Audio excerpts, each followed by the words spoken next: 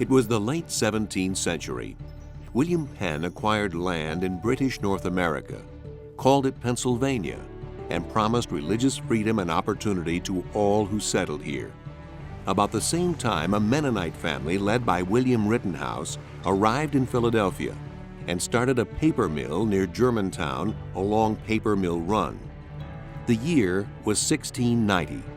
The mill became the first in British North America and the only source of locally produced paper for almost a quarter of a century.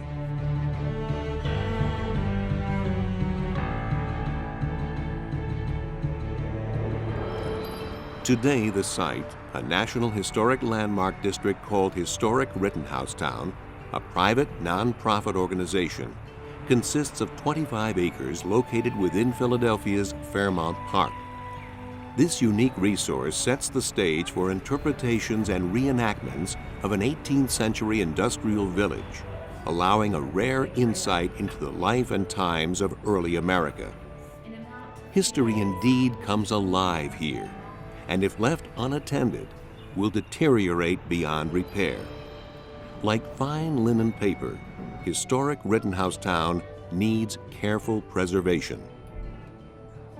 Through a myriad of educational programs, historic Rittenhouse Town reaches out to people of all ages.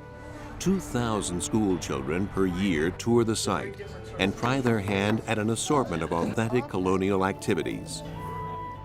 Time-honored techniques used in cooking, papermaking, and printing. No more than 40 students at a time participate in activities that often serve as a valuable component to their class curriculum. Nestled just beyond bustling Wissahickon Avenue and Lincoln Drive, the buildings sit in a bucolic setting that transports you upon entering to another time and place. A tour begins with a visitor center in the Abraham Rittenhouse home, built around 1720. Meander across the road to one of the oldest structures, the Rittenhouse Homestead. The house dates back to 1707 and sits across the creek from the site of the mill circa 1702. Right next door is the Bakehouse. Restored in the late 1990s, it boasts a 16.5-inch hearth, among the largest in the region, and a beehive oven. Chef Walter Stabe recently shot several episodes of his Emmy-winning cooking series, A Taste of History, here. Continuing up the road, you come upon the Enoch Rittenhouse home, built around 1845 and restored in 2003. Next to the Enoch Rittenhouse home is the Jacob Rittenhouse home. Built around 1811, this building patiently awaits restoration. Last stop, the barn.